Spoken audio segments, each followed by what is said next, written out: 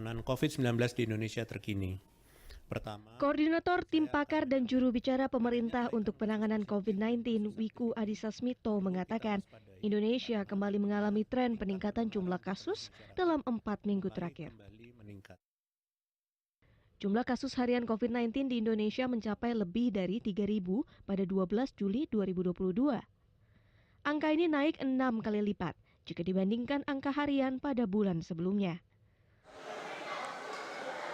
Lonjakan jumlah kasus ini terjadi bersamaan dengan dimulainya tahun ajaran baru dan kegiatan belajar tatap muka di sekolah.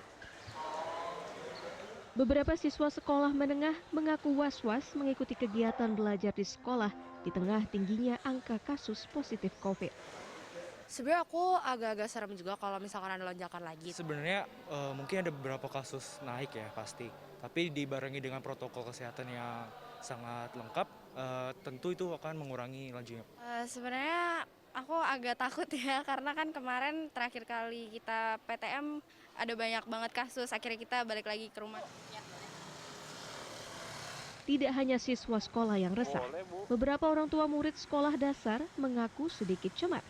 Sebenarnya sih pengen ya 100% gitu ya PTM, tapi satu sisi agak takut juga sih. Sebenarnya saya bimbang ya Mbak, di satu sisi anak memang butuh pendidikan di sekolah, di satu sisi kita juga takut karena bangkitnya COVID ini lagi gitu loh. Epidemiolog Haryadi Wibisono mengatakan kebijakan pemerintah yang membuat kedekatan individu meningkat seperti pemberlakuan sekolah tatap muka memang dapat meningkatkan risiko penularan.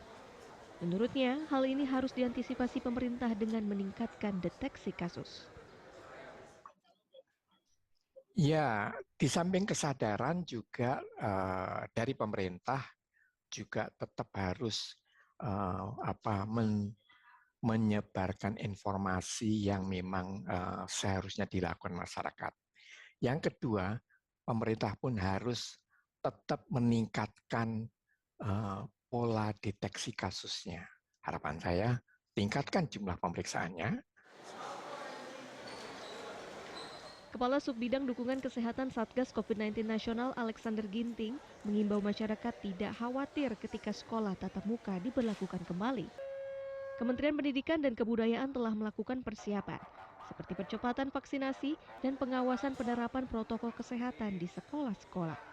Meski demikian, masyarakat sudah seharusnya menerapkan perilaku hidup bersih dan sehat.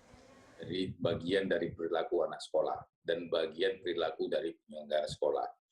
Sehingga ini yang harus memang dikendalikan dan diwaspadai karena di sekitar kita positivity rate itu sudah mulai bergerak antara 5 sampai ke 8%. Padahal beberapa bulan yang lalu kita positivity rate ada di bawah 2%.